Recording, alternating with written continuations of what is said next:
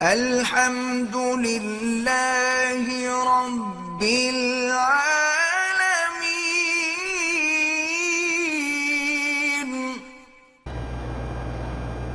حضرت مولانا فضل الرحمان صاحب مدد اللہ میرے بالکل بھائیوں کی طرح ہیں۔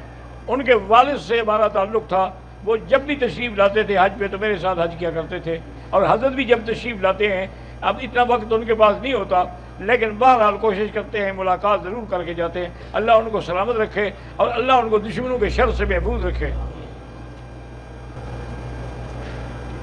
جماعت میں آمین کہنا حنفی مسلک میں آہستہ، چونکہ آمین دعا ہے کہ اللہم استجب، کہ یا اللہ ہماری دعا قبول فرما، اور دعا جتنا ان کا حکم یہی ہے کہ حضرت زکریا نے دعا نداء خفیہ، آہستہ سے۔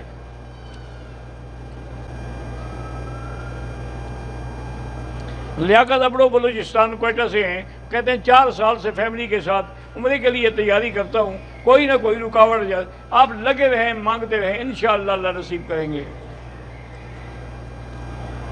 ہماری مسجد میں داڑھی منڈے لوگ جو ہے امام داڑھی منڈے کے پیچھے نماز نہیں ہوتی، کیونکہ داڑھی منڈانا جو ہے یہ فسق ہے، تو فاسق کے پیچھے نماز نہیں ہوتی۔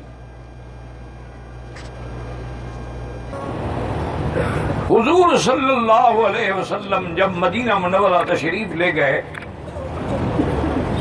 تو آپ نے دیکھا کہ مدینہ منورہ کے یہودی جو ہیں وہ یوم عاشوراء یعنی 10 محرم کا روزہ رکھتے ہیں۔ حضور پاک نے ان کے علماء کو بلایا اور پوچھا لم تصومون یوم عاشوراء، کیوں روزہ رکھتے ہیں؟ انہوں نے کہا حضور یہی تو وہ دن ہے کہ جب اللہ نے موسیٰ علیہ السلام کو نجات دی، فرعون کو غرق کیا، بنو اسرائیل کو رہائی ملی، ہم اس شکرانے میں اللہ کے نام پہ روزہ رکھتے ہیں۔ اچھی طرح سمجھیں، لوگوں نے سمجھا ہوا ہے کہ یہ عاشوراء کا روزہ کے تعلق حضرت حسین تھے، حضرت حسین تو پیدا ہی نہیں ہوئے تھے، ابھی تو بی بی فاطمہ کی شادی نہیں ہوئی تھی۔ یہ عاشوراء کا روزہ حضور نے فرمایا اچھا اگر یہ بات ہے نحن اولیٰ بموسیٰ منکم، پھر ہم تم سے زیادہ موسیٰ علیہ السلام کا احترام کرنے والے ہیں۔ آپ نے بھی حکم دیا صحابہ کو کہ عاشوراء کا روزہ رکھیں، اور ساتھ حضور نے یہ بھی حکم فرما دیا کہ صوموا یومن قبلہ او یومن بعدہ، کہ صرف 10 کا روزہ نہ رکھیں، لوگ یہ نہ سمجھیں کہ نعوذ باللہ ہم یہودیوں کی پیروی کر رہے ہیں، بلکہ 9 اور 10 رکھیں یا 10 اور 11 رکھیں، 2 روزے رکھیں۔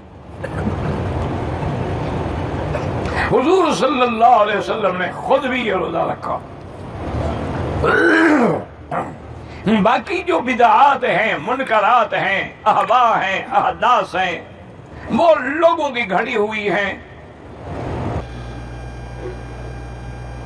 میں دبئی سے عمرہ کرنے آیا ہوں، میرا دوست بھی ہے، وہ احرام باندھ کر ٹرائی کرتا ہے کہ پتہ نہیں کیا ٹرائی کرتا ہے، مجھے نہیں سمجھ۔ عمرہ اگر چادر سلی ہوئی ہو تو احرام ہو جائے گا؟ ہاں ہو جائے گا۔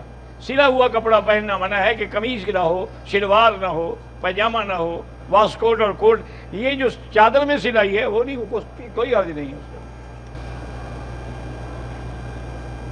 میری بیٹی کا نام سارہ ہے، 4 سال کی عمر سے اس کو وہ بلڈ لگانا پڑتا، 33ویں کی تکلیف ہے، اللہ شفا عطا فرمائے۔